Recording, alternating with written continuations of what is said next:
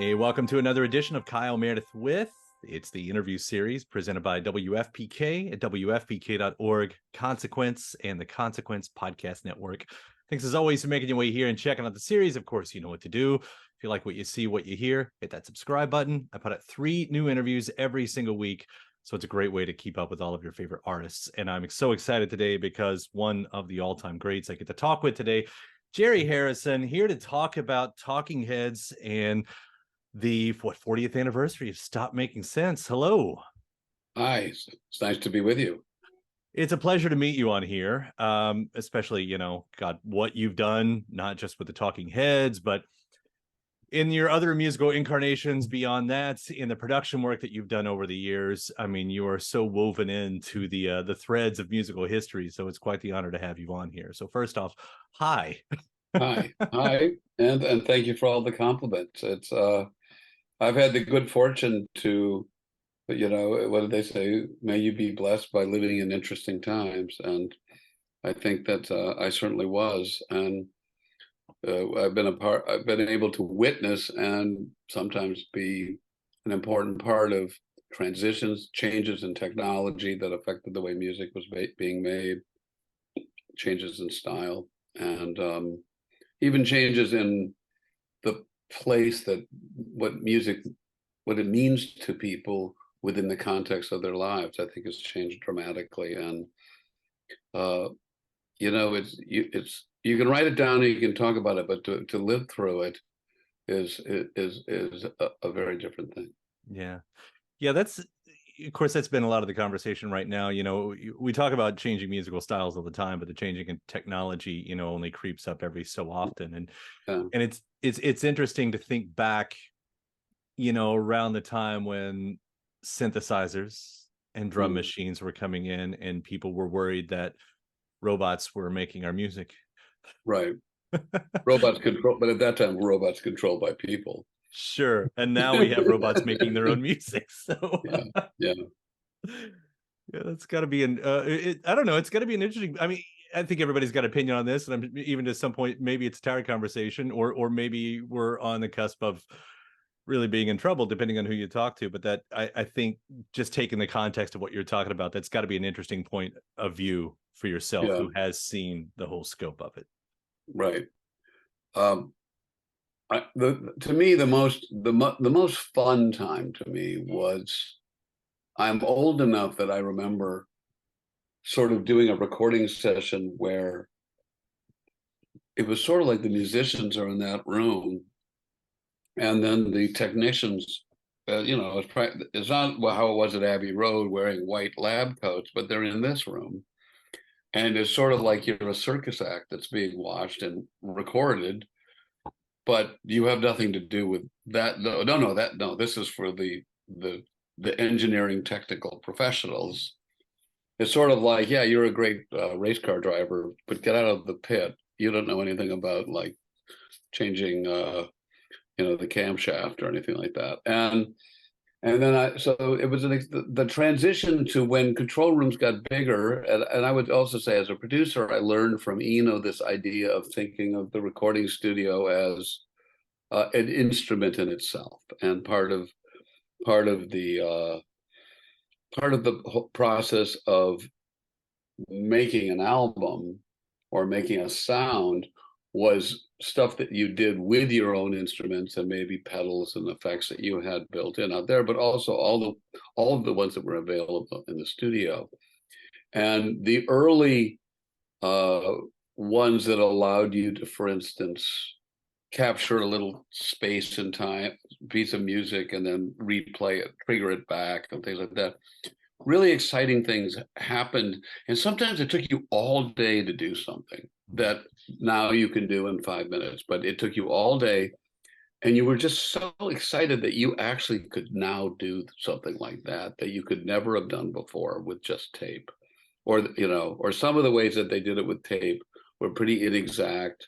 You could kind of do it, and of course, I think that they probably felt when tape came along, oh my God, look what we can do with tape that we couldn't do with, cutting to wax cylinders and then to lacquers.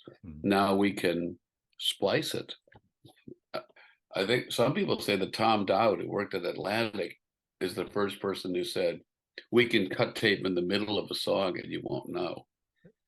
Which is still amazing to me because I came up right after that. Like Yeah, I'm a child of the 80s. right. So for me, tape was, collage. That's what it Yeah. was, recording collage. But I never had the razor slices across my jeans as I hear about, Yeah. and all that like that's still the art of that, which is absolutely a lost art at this point, Yeah. is incredible to me. Yeah. Yeah.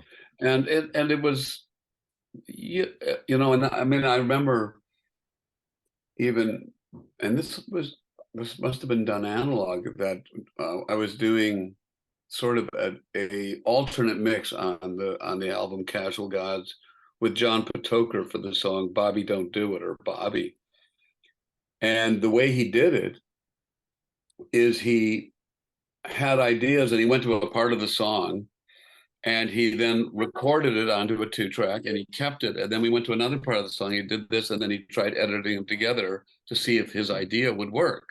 Because there was no way to move things around to hear it in advance. You had to, you got all your balances and you recorded it. And then you went and recorded this and say, like, what's this sound like when this happens at that point? And it's like, okay, that works. Let's go to the next one. And, it was this assembly process that sort of first happened in someone's mind, was conceived. Then how do I make it work? I have to kind of remember things about the volumes of the drums, otherwise they're going to interfere. It's going to be very obvious. Things like that. So but it was so, it was so fun to be like when you really felt you were at the cutting edge of that, or when the beginning of samplers happened. And I made that record 5 minutes with Ronald Reagan's voice, and that was that bop, bop, bop, bop, bop, bop, bop, bop, bop, this something that you could do, that it would have been really, they did shit like this at Earcam with tape, but it was super laborious. Mm-hmm. And so it sped that part up, but not to the point that now it's just like everything's within this and the plugin does this, it's already done. And then, sometimes then what happens, it's done, but it doesn't really sound the same. It's really not as good. But, I do think that that's one of the big things now. It's like you have to at least to have your own taste about what you think is good and bad. When so many things can be fixed so easily, then you have to kind of look really deeply into the piece of music to go, what is it about this that just doesn't work? Because all of these external things seem fine. In the past, the external things were usually like, well, I don't think this is a very good song, and the singer is singing out of tune, and his phrasing's terrible, and so it's pretty easy for me to tell that I don't think this is going to work. But if all the tuning's fine and it's all been rephrased because you've moved things around by somebody, and now you're going like, oh, that works, but I still don't think it's a very good song. But anyway. Yeah, and you fix too much stuff, and of course you lose the happy accidents that are some of our favorite moments. Of any, that stuff. I think that that's a lesson that everybody who, when they first get, something like Pro Tools or any kind of these audio editing programs, goes through a phase of almost making everything always perfect, because they were always so frustrated with, I always sing a little flat, or I've always felt my drummer was slowing down here and there, and I got to fix that.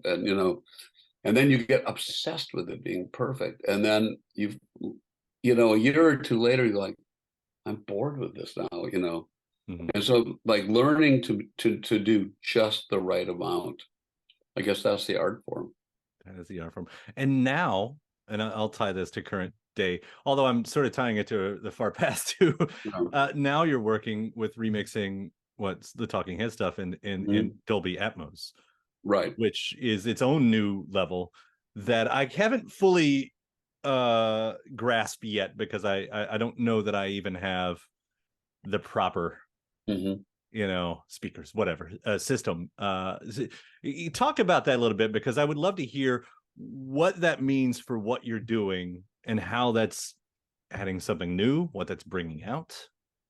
Well, it is not incredibly different from when 5.1 came out. Okay. And which was the idea of, which really wasn't all that different from Quad, which had come out many, many years earlier. But the idea of like having speakers behind you as well as in front of you is the beginning of this. Dolby Atmos, of course, adds the ceiling and more speakers around you.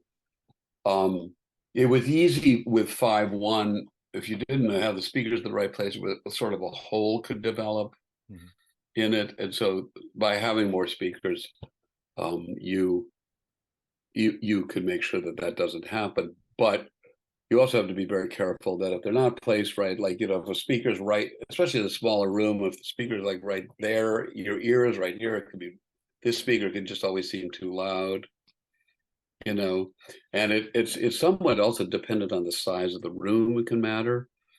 When we remixed all of the Talking Heads studio albums for Atmos, we used the 5.1 mixes as our starting point, and then we expanded them for the extra speakers, and because we knew that they had worked as not feeling like that they were new, that they had special things about them, they had added clarity. The idea that in a song like The Great Curve, where you have all these different melodies of the background vocals, that you could, by placing them in different places, it could be sort of like Charles Ives having the two marching bands marching towards him in the middle of town. You had this, and that was totally cool. So, you know, we expanded on that. We used the ceiling, but we also wanted it to relate back to the original stereo mix, and that you went like, oh my God, this just sounds way too different. You know, we were trying to be careful that there was that that connection back. And we also knew that those mixes were going to be largely listened to on headphones, because Apple had embraced this, and Amazon Music and Tidal now have it. And so that's still a near field experience, and it does not allow you to get right in front of you. So, you know, the easiest way for people to check it out is there are now these really good sound bars that have been developed that find a way of throwing speakers off the ceiling and stuff like that, so that it gives the semblance of sound coming from all around you. It's not the same as having a really great system with 13 speakers everywhere, but it's remarkably works. Yeah. I've always thought that, you know, I brought up that song "Bobby Don't Do It," which is a song about suicide, and it has these. I have these sort of little buried things, which are sounds from a pig slaughterhouse that my friend Frank Serafini, who does sound effects, had recorded, and he used in the movie Poltergeist, and they're horrifying sounds. And I thought about that trial of Judas Priest, that someone went out and shot somebody because they had listened to Judas Priest for, I don't know, 10 hours straight with headphones. Right. I think when you get to the point of really good Atmos, where, you know, you can't tell if it's in the music that someone's like scratching behind your head, you know, there's like that someone walked in the door, that could be part of the music, or it could be in your real environment. The idea of you repeating that over and over again and putting yourself in a violent mental state or an altered mental state seems a lot more possible to me. Yeah, that's wild. It's wild how, because I know those moments that you're talking about, how it's like, I know that I'm hearing it here, but I feel it here, and I feel it even like what I was thinking, like Chad Blake, producer, you know, he used binaural recording a lot, and a few of his, you put them on, and the whole idea about, you know, you're supposed to feel like you're in the middle of the room. Yeah. And if you get it right, it's perfect. Yeah. And then on the extreme side, the new Sphere in Vegas that U2 is going to be, like, I'm really interested to hear it. Now that's more of a live experience, but to have that same sound quality wherever you are. Yeah. the things you can play around with is just incredible. Yeah, and I'll believe it that it's the same everywhere. I mean, we'll see. They did that with Love, but that was because they had speakers in every built into every chair, Mhm. and as a way to try to make it the same everywhere. I mean, it is amazing what they've done with speaker systems and having micro delays. There's a club here, Sweetwater, where they have ceilings they left the wood beams in the ceiling, so they have mounted littler speakers coming back, and with microsecond delays they can have them in alignment with the speakers on stage, which then means to get a certain sound level to the back of the room, you don't have to blast it up front, because it can be reinforced, but reinforced in time. So, as well as focused arrays, which are remarkable at how narrow they can focus. So the technology is really astonishing of what they can do, and probably is going even more in that direction. But as far as surround goes and Atmos, it was really fun to do that, and because I really had loved the 5.1 experience, and Atmos, one of the interesting things about what Atmos does is that it has an in-between step that the way they describe it is slightly complicated, but what it does is you mix to a space, this multi-dimensional space, which includes the ceiling and all around you. And then the Atmos system samples your system, you tell it how many speakers you have, and it sends pink noise to everything. And then it basically translates what you did into try and optimize it for whatever the speaker system that you have available is. And that is really useful because, we would, with 5.1, because it was channel specific, everything was sent to a channel, you could walk into someone's setup and going like, well, where's the center speaker? And, because a lot of people would have like really nice stereo speakers. And then they added some other things to have surround speakers and the center speaker, but they're not of the same quality, or they're not even the same brand. And it becomes like, so when we were doing the 5.1, we compensated for that by using the idea of what they call the faux center that comes from stereo when you put equal sound in there. So our center was a mixture of the true center speaker, but also taking the left or the right and panning it so it would go in the center, so that if someone had an older system, they still would get the experience. Yeah, as the kid who just loved to sit right in front of the stereo speakers, with the liner notes, like.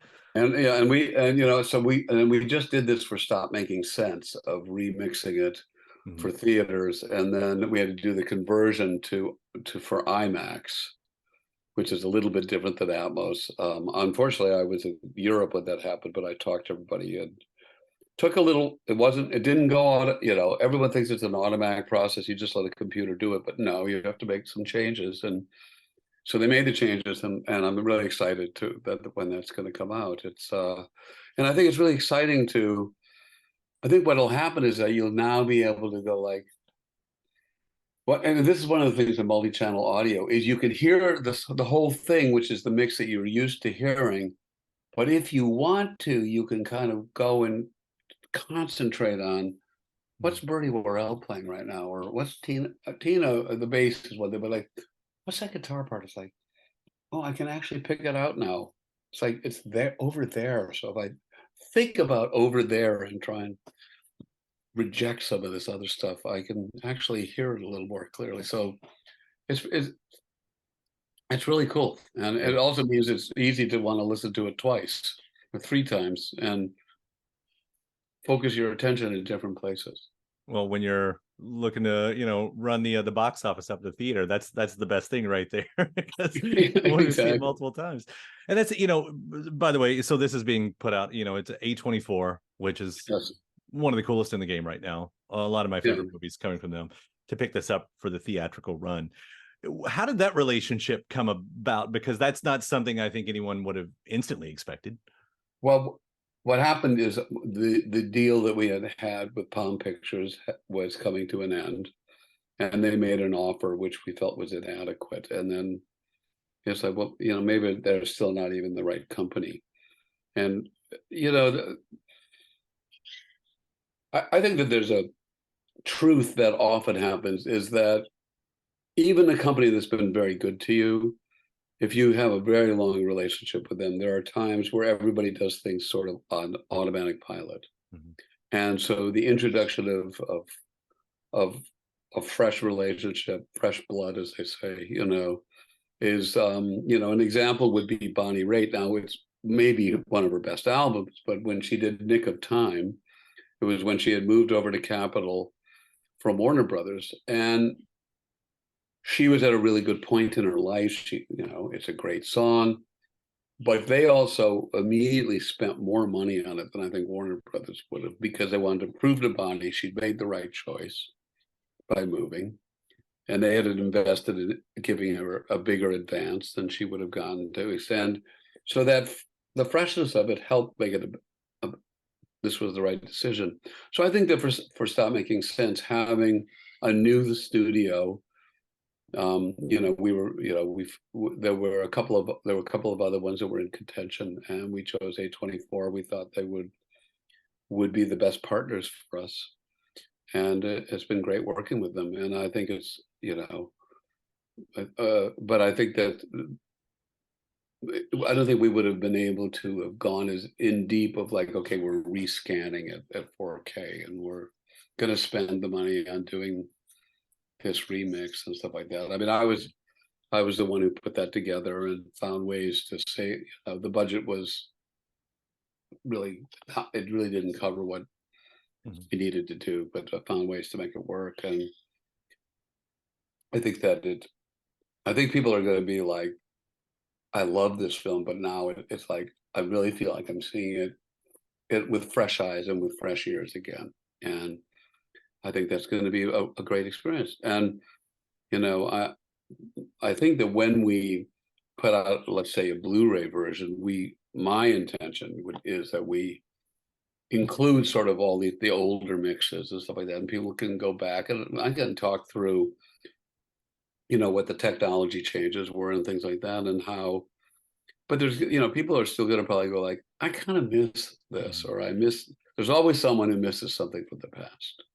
I missed the grain. I missed it when it was blurrier, because I kind of, whatever that is. That's embedded. I have old VHS tapes. Rarely do I pull them out, but every now and then, that nostalgia seeps in, or just that connection that you did have to whatever that was. Yeah, I get that. I get that. The trailer for that, by the way, was enough to completely blow me away at the beginning. I mean, the trailer I'm talking about, Stop Making Sense, was put together so well. Like, yes, I need to see this, and it just reminded me of everything that I did love about that album, about that film, about what we all loved about the Talking Heads. Of course, we could go on about that for a while, but even knowing what you guys were doing live, I mean, and I know this is not new ground, but did you guys feel like you were an island? Because looking at that even now in hindsight, it's like nobody was doing that. Nobody. We felt we were at the forefront of something, whether it was, whether it would be just what we were doing, but we were really excited about what we were doing. We felt we were as good a band as there was in the world, and our performances were really exciting. Great players, great interaction and respect on stage. The visuals were one of the things I think that are so great about them is most of the effects that you see being used could have been done in like the 1930s. It's a guy walking around with a light, or it's like a slide projection. There was nothing, that was right at the time that I think they're called Versalights, that very lights, the ones that would aim, that Phil Collins have invested in, which were a really cool thing. But had we focused on that happening, it would have dated the movie. Like, oh, right, that's when that came out. But because of the things that really David came up with, there's a timelessness nature about them. You feel like that someone could do the same thing in summer stock, so to speak. Mm-hmm. And, it just was cleverly enough done that, you didn't need fancy technology. You just needed a good imagination. So much imagination that went into it. We see some of those drawings. I know that was in even the original booklet and everything about this is the concept for the stage, and then you see the picture and it's like it's almost identical. Yeah. Like do you remember you all dreaming it up and the conversations, because obviously a lot of work went into that. Yeah. I remember some of them. And the rehearsals were a little brutal because David was in the double position of having to run out front to see what it looked like and then play his parts. And I also think that it was, I just did this tour with Adrian Belew about basically based on the first version of the big band, which was a band that I had hired, and we had been.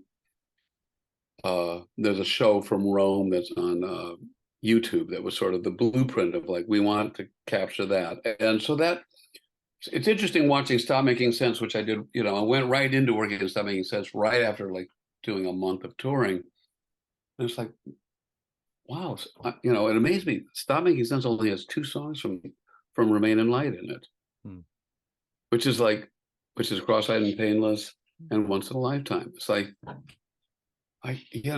what a lot of people consider our most important album is only 2 songs from it. Only 2 songs, right?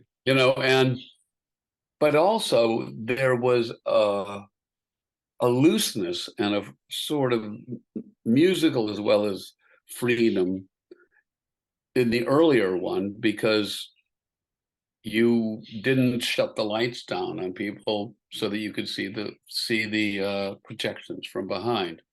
So, it's not making sense. What it was is that, the band it became like a entirely conceived for the theater show. And before it had started as, how do we play this complicated music? We need a bunch of other musicians. How do we arrange them on stage? How do we actually be able to hear each other? And okay, here are the parts, but there's a certain amount of freedom to go where we are. And there's there was freedom still in Stop Making Sense at the solos and various other places, but it was more blocked out,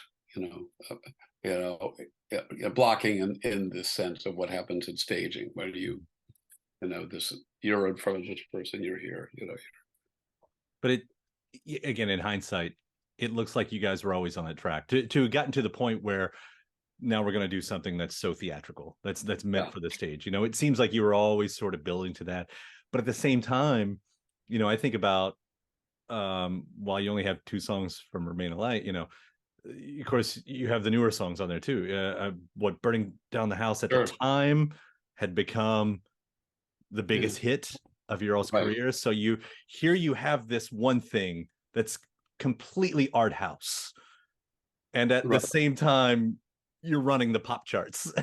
Yeah. And that works, and everyone went, yeah, all right, buy the ticket, we're all a part of this. Like, so rare does that happen. I think of Beyonce's Lemonade as one of the great moments in the past 10 years where that that it has lined up like that or something. And are like, even, I don't know, because when you're in the middle of it, it's probably just work. But do you remember being able to grasp that odd contradiction of what was happening in your own personal zeitgeist?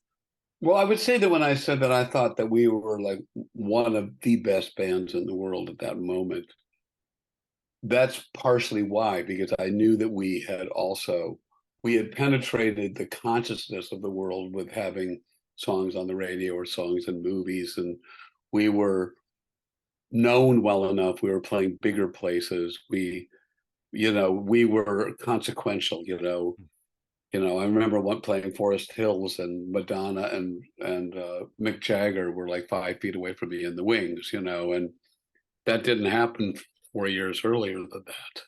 And to a degree, of course, they're coming to check it out to go like, is there something I can steal for my show? Sure.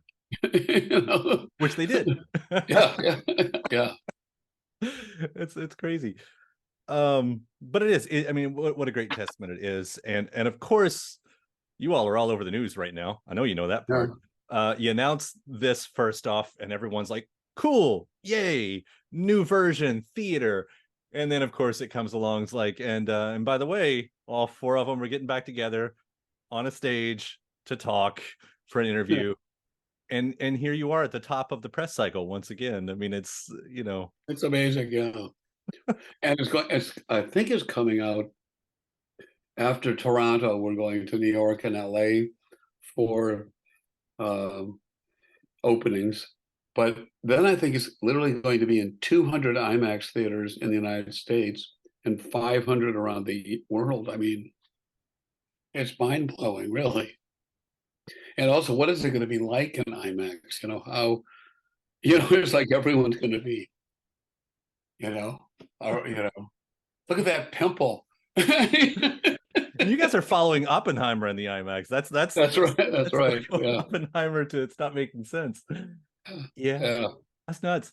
What did it take to make this? I don't know if you call it a reunion. The four of you guys are together for the first time in public for a long time. Yeah. Like, what did that? Was that easy? What did that take? Well, the first thing was we had started with the businesses that we own the film together. We have to work together to make a decision. Is A24 the right distributor for us, the right partner for us? So we had to have conversations about that. And, this is something we did together. And I think that also, so I think that it's like, well, then A24 is going like, here's the offer, and we're going to get really behind this if you help us. Mm-hmm. And so it was sort of like, there was like, obviously, we need to work together to make this a success. But it's also, so it actually, I think, has been a somewhat of a healing experience for everybody. It's like, yeah, we actually can work together and do this. And this is something we're all proud of. The conflicts that people have spent a lot of time talking about, there still can be looked up. It's not like the feelings that made people say various things are totally gone or anything like that, but it's sort of like they've been voiced. Do you need to voice things like that over and over again? I mean, I made my point. If you're interested in it, for Chris, read my book or read this interview, or David, I think, has had the success of American Utopia. The fact that he now has Here Lies Love on Broadway, he's the man of the moment. I mean, he's been working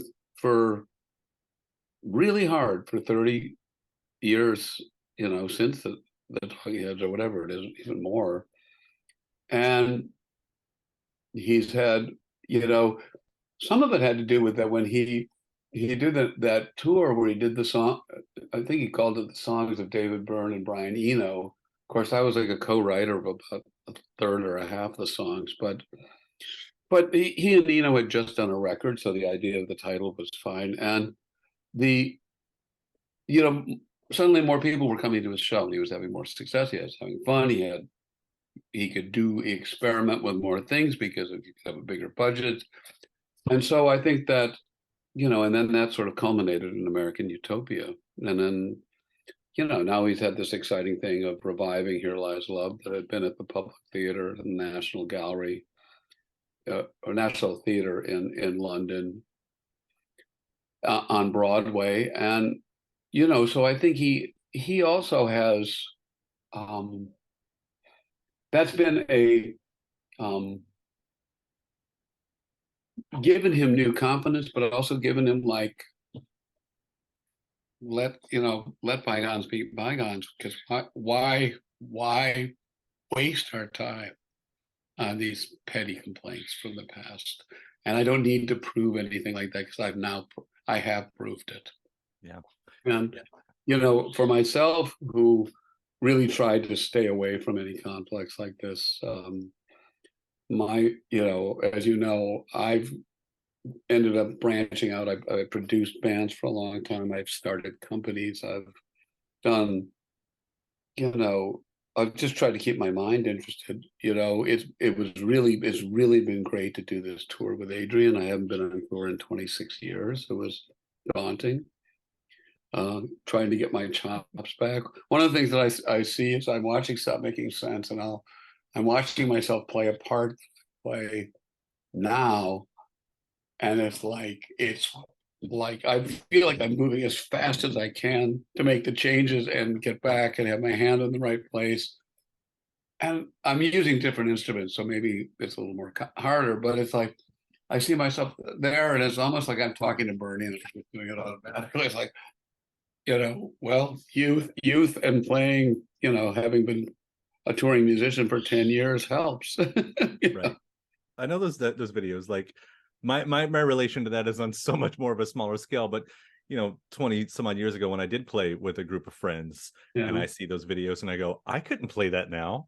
I mean, not without a ton of practice. I don't know how I did that. And I also know the feeling of I have no desire to ever play with some of those people again. So, to be part of a group that in one sense is so parts of the popular conscious and ingrained in people's, nostalgia and favorite music and favorite arts.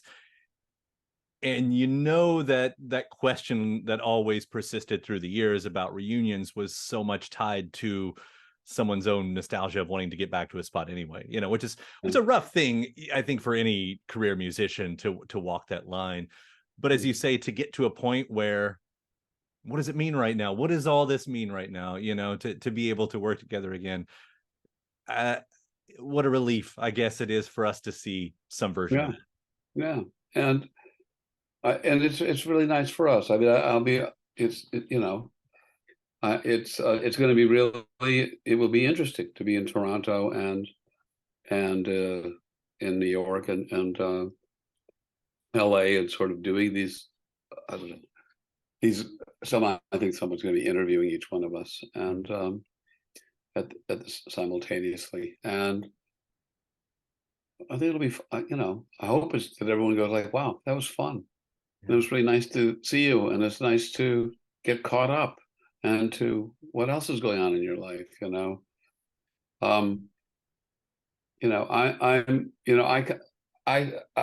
I keep in touch with everybody. I mean, not religiously or anything like that, but usually see everybody at least once a year now. So how are Chris and Tina? I know they'd had the accident last year. I mean, is it? I mentioned everybody's better. For Tina, it was harder for Tina because I think she had a broken sternum from the airbag. Right. And that's a I've had broken ribs. It's like you unless you put pins in or something like that, you could do that, but you can't. It's not like you can put it in a cast or anything like that because you got to breathe. I mean, they used to like wrap people, and then they'd get pneumonia. Mm-hmm. And so, I actually think she's still in the process of recovering from that, but they've largely recovered. They came to Adrian and my show in New Haven, so I saw them, and we spent the night at their house. My wife and I did, because they live nearby, and they seemed fine. It's great to hear. There really is. I know we were all concerned when that happened. So I'm looking forward to, of course, seeing that interview, that reunion. I'm way looking forward to seeing this film. And then what are you doing? I mean, you've talked about it. You keep yourself busy. Yeah. Are there other projects that you've got going on right now? Are you still producing, or you have the other businesses? Well, I haven't produced anything. The last thing I produced was Le Butcherettes, which I really loved. Loved working with them, and I think Terry is just an amazing talent. And I've worked on this. There's a young band that's sort of been put together that they may include in being like almost like a new version of the Monkees, but a band about it's gonna be like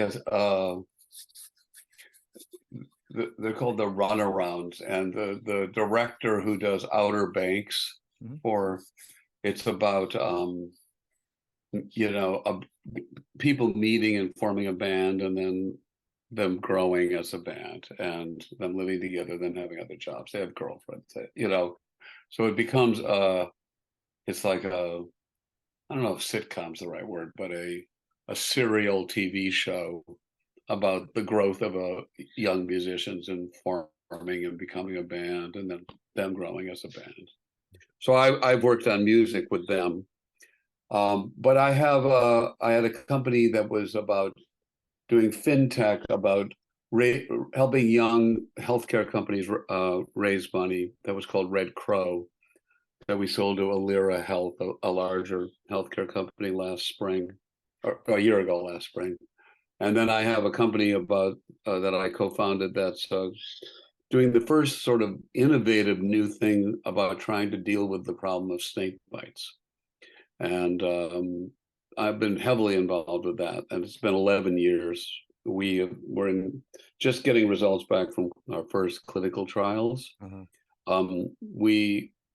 It's a repurposed chemical, so we already knew about safety data from it.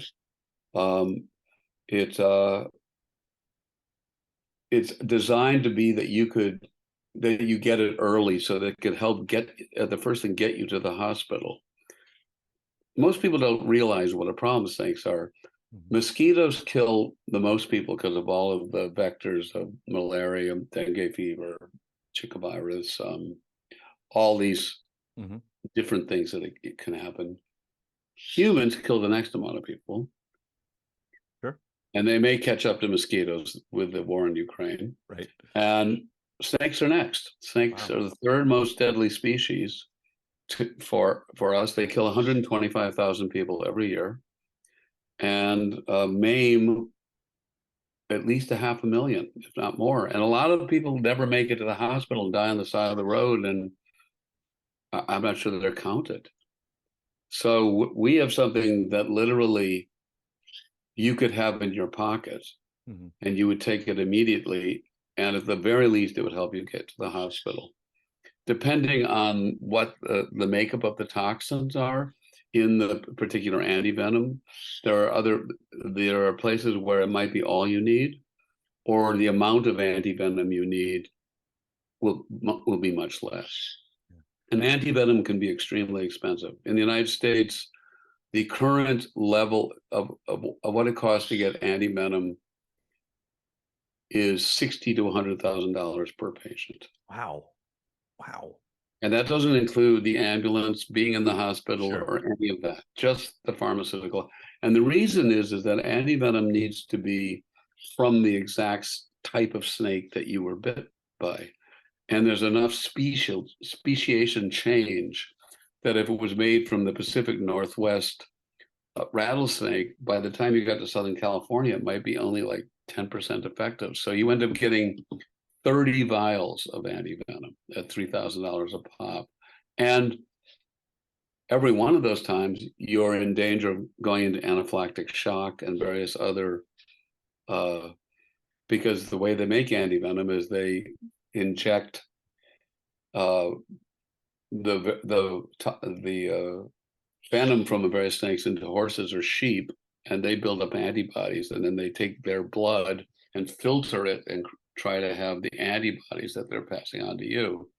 But there's other things about blood coming from the animals that you're getting that people have bad reactions to. So ours works on a particular toxin, which is called SPLA2, and that is also kind of regulates your overall immune response, because just as like you might die from shock when you had a car accident, not the actual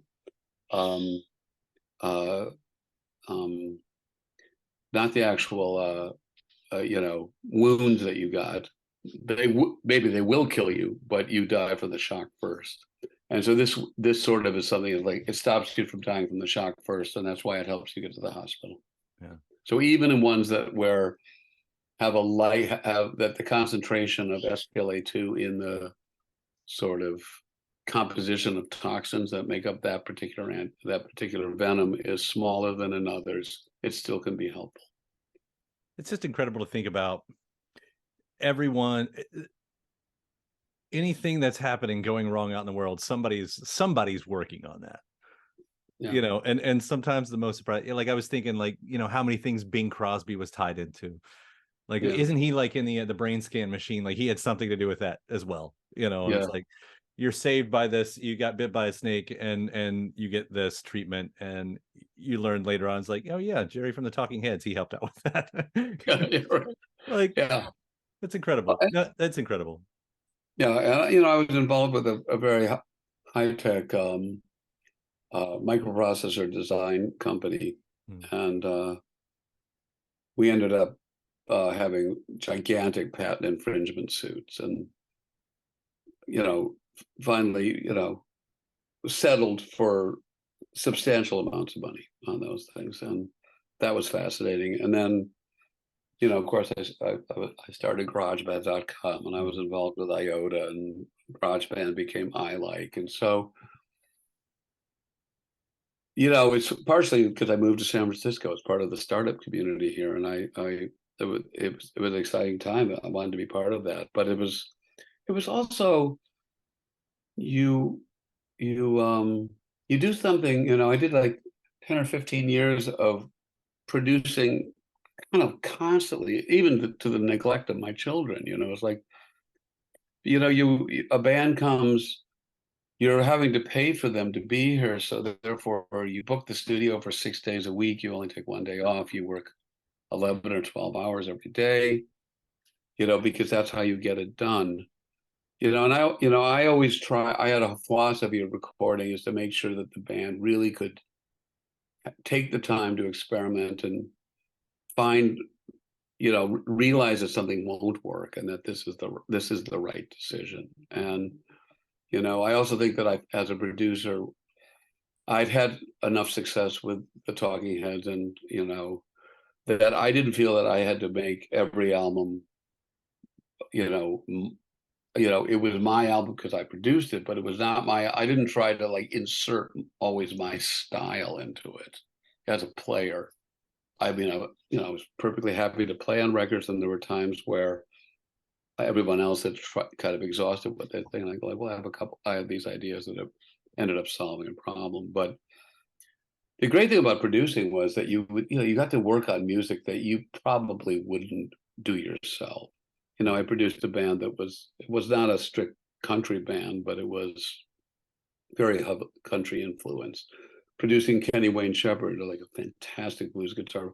The amount I learned about the blues from Kenny and from Chris Layton and Tommy from Double Trouble, you know, it's like, you know, I had played blues music in high school, and it's like I go back and listen to some of the records, like mainly like a lot of English blues, and I go, this is really, it's not really right.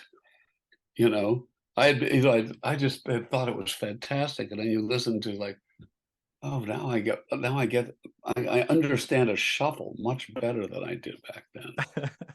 You know, so that's the great thing about producing is you can push yourselves, but you have something to offer, but you're learning from the people that you're working with too. Yeah. And whatever it was in the water up there in, you know, Wisconsin with you and producers and you and Butch Vig and the Garbage Crew and everything else and everything that seems to come out of there. I'm like, what a magical place. And what was it you said in the other interview about 3 out of the 5 members of your high school band went on to career musicians, and you had all of these other folks that went to your high school that also ended up in this, like, something a little magical about whatever was happening around there. There really was. Yeah, the guitar player was Leonard Cohen's guitar player for 25 years, and played with Don McLean and Ian Matthews, and the bass player was Johnny Winters, bass player for 10 years, and then he had his own band, but he also like toured with Bo Diddley and Mick Taylor and all of these other people. Actually, the singer became the head of the American Institute of Architects, and the drummer went and was a Marine and fought in Vietnam, amazingly. And he then came back and was a physician's assistant up in Seattle. So and then the Zucker brothers who made Airplane were all part of our. There was quite a interesting art scene in that small suburban high school in a completely unlikely place that would come from. Yeah. Well, it seems like you've landed in those spots over and over through the Yeah. years. And again, I'll just say, Talking Heads and in theaters, and of course the album is out now. I see Yes. that. So I can't wait to see this again. And Jerry, thank you so much for all that you've done for music, but especially for taking the time to talk about it today. This has been a real honor. Well, it's been my pleasure, and I look forward to the next time we do it and meeting you in person. And thanks to my guest. Also, thanks to you for checking out the episode in the series. Before you get out of here, hit that subscribe button. Again, you get 3 brand new interviews every single week. New one every Monday, Wednesday, and Friday at right here on YouTube, or of course anywhere in podcast land, including iTunes, Apple Podcasts, Spotify, Podchaser, NPR, or WFPK.org as well. A great way to keep up with your favorite artists and discover new ones as well. Then after that, actually head over to WFPK.org. That's where I do a show Monday through Friday, 6 p.m. Eastern. It's an hour full of song premieres, music news, anniversary spins, bonus interviews, Monday through Friday, 6 p.m. Eastern at WFPK.org. Consequence has your music and film news. You can also find me on the social media spots, Facebook, Instagram, mostly on Twitter. All 3 of them, the address is at Kyle Meredith. Do hope you like and follow along. That does it for another edition. I'm Kyle Meredith. I'll see you next time.